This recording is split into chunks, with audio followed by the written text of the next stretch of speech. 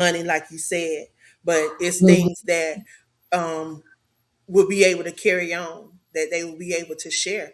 Um, if you teach them how to do something that will help create the money, and that's a Yes. skill that they have now that they can be able to, show somebody else, and they'll be able to pass that on down. And then the money won't never be an option. It'll always be something secondary Right. to what you have, in put in them. So, Dr. Chin, well, what is one belief that maybe you had to redefine or unlearn concerning legacy in your on your journey?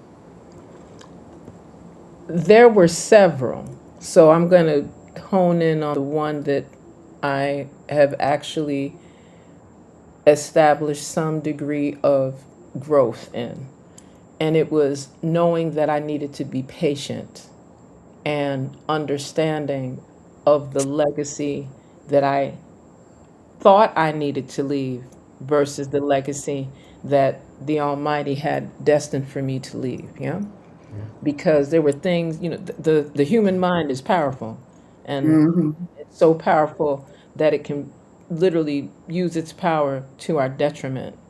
And there are things that I thought were really important in maintaining and leaving a legacy that, just as my sister Queen Trillia shared, it was about the capitalist green dollar, right? That it Hmm. had to have this amount to do this and to leave this trust and to leave this and for my children, my family, and future generations. And I had to undo that dependency on that,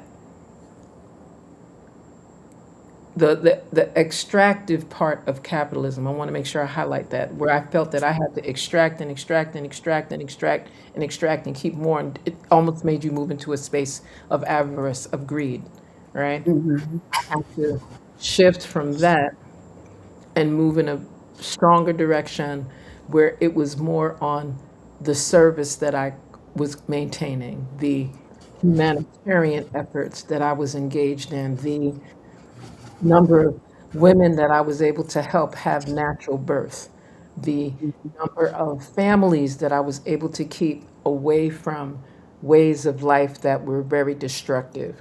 And even though it may not have given the type of financial rewards that I felt were essential in my previous thought process, I had to completely shift not just my mindset, but my whole ethos, my whole view of how I looked at systems and system change and consciousness, and definitely spirituality, shifting from ma- man-made religiosity. I want to highlight that. That was the one that I had to undo so that way I can sit personally, and persons know that I can go into any space where people are practicing various religions, and as long as the core is on the spiritual attunement with legacy that honors the Almighty, I'm I'm I'm perfect. I'm